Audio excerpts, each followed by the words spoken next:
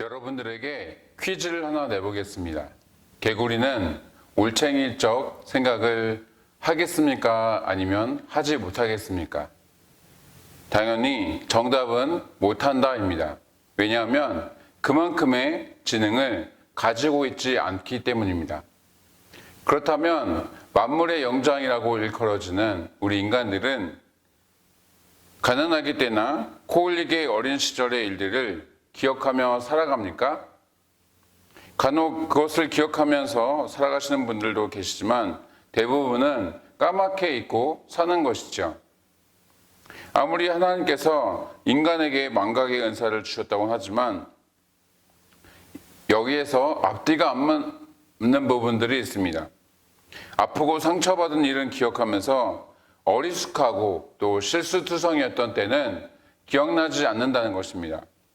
이러한 부분을 보면 인간의 본능 안에는 상당히 자기중심적이고 또 개인주의적인, 이기적인 그런 모습들이 있다는 것을 보게 됩니다. 그러니까 때때로 은혜를 원수로 갚기도 하고 한때 자신이 겪었던 어려움을 동일하게 갖고 있는, 비슷하게 갖고 있는 그런 사람들에 대해서 모른 체 한다거나 무시하기도 하는 것이죠. 여러분들의 모습은 어떻습니까? 할 수만 있으시다면 주변에 있는 모든 분들을 선대하시기 바랍니다. 그렇게 해서 하나님의 영광을 드러내는 저와 여러분이 되시기를 주님의 이름으로 축원합니다. 오늘의 메인은 사회적 약자를 위한 보호법입니다. 가난하고 소외된 계층들을 돌보고자 함인 것이죠. 하지만 그 전에 정혼하지 않은 처녀가 남자와 동침하게 되었을 때와 또 사형죄에 대해서 언급하고 있습니다. 먼저 어떤 사람이 약혼하지 않은 처녀를 유혹해서 동침하게 되면 납폐금을 주고 아내로 맞이하게끔 하였습니다. 여기에서의 납폐금이란 일종의 결혼 지참금으로 생각하시면 됩니다. 그런데 만약 처녀의 아버지가 자신의 딸을 주는 것에 대해서 거절하게 되면 납폐금만 받도록 하신 것이죠. 이것은 성관계를 순간적인 쾌락의 도구로 삼는 것을 경계하기 위한 규례입니다. 성이란 것은 하나님께서 맺어주신 부부간의 사랑을 확인하고 그것을 또한 풍성히 나누는 가운데 자손을 번성시켜서 땅을 정복하고 또 하나님 나라를 건설하도록 허락하신 것입니다. 오늘날 이 부분이 상당히 무너져서 그렇지 정상적인 부부 사이에서만 나눌 수 있게끔 해야 하는 것이죠. 또한 어제의 본문에 이어서 사형해야 할 사람들에 대해 말씀하고 있습니다. 접신을 해서 점을 치는 무당들, 그리고 짐승과 성관계를 맺는 자, 또 우상숭배자, 이렇게 세 부류의 사람들은 이유 불문하고 멸할 것을 명령하고 계신 것입니다. 무당들은 마치 자신이나 자신이 섬기고 있는 귀신이 모든 것을 알고 또 생사화복을 주관하는 것처럼 이야기합니다. 사탄의 하수인과 다름없는 귀신을 전능자의 위치까지 올려놓고 있으니 하나님의 입장에서 가소롭고 또 어이가 없는 것이죠. 물론 세상 사람들이 하나님 대신에 다른 것을 믿고 섬기는 것까지는 우리가 막을 수가 없을 것입니다. 그렇지만 하나님의 백성들까지 그러는 것은 문제가 있는 것이죠. 아이러니한 것은 과학이 최첨단으로 발달하면 할수록 사람들은 더욱 미신적인 행위에 집중한다는 것입니다. 왜 그렇습니까? 미래에 대한 불확실성 때문에 지푸라기라도 잡는 심정으로 그러한 것에 기대는 것이죠. 한편 짐승과 성적 관계를 맺는 것을 수간이라고 하는데 예나 지금이나 보다 자극적인 쾌락을 찾는 사람들이 하는 행위입니다. 동성애에서 소아성애, 또 소아성애에서 수간, 이런 식으로 점점 더 쾌락적인 것을 추구하며 하는 것이죠. 이들을 결코 용서하지 않고 반드시 죽이라고 말씀하십니다. 그 이유는 하나님의 형상대로 지음받은 이 거룩한 존재로서의 인간을 짐승과 같은 존재로 전락시키기 때문입니다. 아무리 우리가 기쁘고 행복하게 살아가는 것을 하나님께서도 원하신다고 하시지만 이것은 하나님의 창조 사역을 무시하고 또한 도전하는 것과 다름이 없는 것입니다.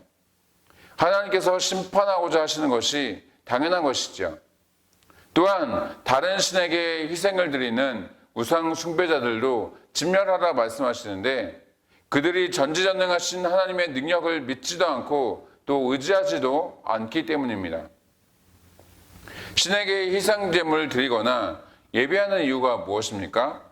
그것을 통해 자신의 필요와 또 소원을 얻거나 이루기 위함입니다.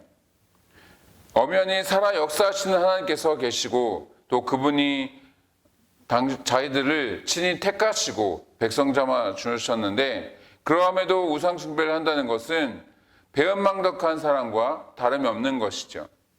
영적인 관점에서 본다면 오늘 본문에서 언급된 이 사형 대상자들은 영적 순결함을 잃어버린 사람들입니다. 하나님께서는 하나님 나라의 백성된 우리 모두가 거룩하고 순결하게 살아가기를 원하십니다. 이 부분을 기억하며 살아가시기를 주님의 이름으로 축원합니다. 본문 21절 이하는 이스라엘 백성들이 애굽에서 있었을 때의 삶과 연관이 있습니다. 그들의 신분은 노예와 다름이 없었습니다. 마치 지나가는 나그네처럼 누릴 수 있는 아무 권리도 없었고 해야 할 의무만 가득했던 것이죠. 또한 과부나 고아처럼 어떠한 힘도 없었습니다. 지배계층인 애굽 사람들이 시키는 대로 살아야만 했던 인생인 것입니다. 이렇게 신분과 입장이 다르다 보니 사회적 약자로서 온갖 불이익을 당해야만 했던 것이죠. 이를테면 시비가 붙었을 때, 또 돈을 빌렸을 때, 또 상해를 입혔을 때 무조건 패소할 수밖에 없었던 것입니다. 게다가 출애굽기 1장과 2장에도 그런 부분들이 나오고 있는 것처럼 엄청난 학대를 받으며 애굽 정부가 시키는 일들을 해야만 했던 것이죠. 이러한 불우하고 불행했던 과거가 있다면 이후에 힘들고 어려운 사람들을 만나게 되었을 때 어떻게 해야겠습니까? 자신들 역시 애굽에서 비참했었던 그런 삶을 기억하면서 또 연약한 사람들을 돕기에 힘써야 할 것입니다. 하나님의 은혜로 자유인이 되어서 풍족하고 안락한 삶을 살게 되었다는 것을 깨닫고 그 은혜를 흘려보내야 하는 것이죠. 당시에는 고아와 또 과부에 대한 인식이 좋지 않았습니다. 그러다 보니 사회에서 외면당하고 또 사람들로부터 무시당하기 일쑤였습니다. 사실 우리나라도 많이 개선했다고는 하지만 이들에 대한 시선이 삐딱한 경우가 많이 있는 것이죠. 그런데 고대 사회는 그 정도가 더욱 심했던 것입니다. 채무자에게 돈을 갚게 하는 부분도 마찬가지입니다. 예수님의 비유에서도 잘 나타났듯이 채권자가 채무자에 대해서 어떠한 짓을 하더라도 그것이 용인되어졌던 것입니다.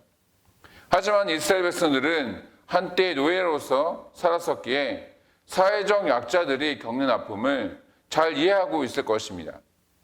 세대가 바뀌어서 설령 그 노예 근성이 노예에 대한 기억들이 사라진다 하더라도 사회적 약자들을 무시한다면 자신들의 조상을 무시하는 것과 마찬가지입니다. 게다가 하나님의 은혜를 받은 자로서 그들에게 선대하며 하나님의 영광을 드러내도록 해야 하는 것이죠. 말씀을 마치겠습니다.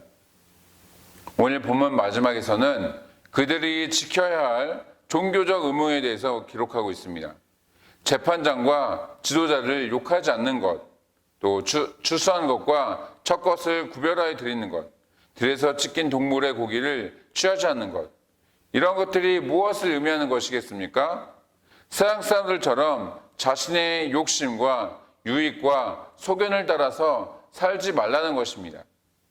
하나님께서 친히 왕이 되셔서 다스리는 그 신정 국가로서 오직 하나님만을 의지하며 그분의 자녀와 백성답게 살아가도록 주의하라는 것입니다. 사랑하는 성도 여러분, 현재 여러분들의 삶은 어떻습니까? 하나님의 백성답게 살아가고 계십니까? 그 어떤 순간에도 여러분들의 신분에 대해서 망각하거나 혼동하지 마시기 바랍니다. 거룩한 백성으로서 고결함과 그 우아함을 유지하시기 바랍니다. 그렇게 해서 하나님의 영광을 드러내는 저와 여러분이 되시기를 주님의 이름으로 축복합니다. 이 시간 함께 구호 기도문을 읽으며 우리가 베트남을 위해서 또 나라와 민족을 위해서 또 우리 교회와 또 어려움 당하고 있는 모든 성도를 위해서 또 여러분 자신들을 위해서 이 시간 함께 기도하며 나가겠습니다. 이 시간 구호 기도문으로 함께 기도하며 나갑니다. 코로나 사태 속에서도 신실하신 하나님을 더욱 신뢰하게 해 주시옵소서. 이 모든 상황을 믿음으로 버티고 인내하며 회복을 경험케 해 주시옵소서. 코로나 재난으로부터 모든 성도들을 눈동자처럼 지켜 보호해 주시옵소서. 코로나19가 베트남과 대한민국과 세계에서 속히 지나가게 해 주시옵소서. 모든 가족과 함께 마음과 정성을 다해 하나님께 예배드리게 해 주시옵소서. 모든 성도가 경선에서 회개하고 또 의로운 삶의 열매를 맺게 해 주시옵소서. 교회의 생명사역을 적극 추진할 수 있는 여건을 속히 허락해 주시옵소서. 성도들이 처한 모든 환난과 어려움 가운데 피할 길을 허락해 주시옵소서. 성도들의 생업과 삶의 터전을 지켜주시고 결코 좌절하지 않게 해 주시옵소서. 이 땅에 확산되고 있는 코로나를 막아주시고 완전히 종식시켜 주시옵소서. 존귀하신 예수 그리스도의 이름으로 기도드리옵나이다. 아멘. 시간 계속해서 나라와 민족을 위해 또 교회와 어려움 가운데 있는 성도들을 위해 그리고 여러분 각자의 기도 제목을 가지고 함께 기도하도록 하시겠습니다.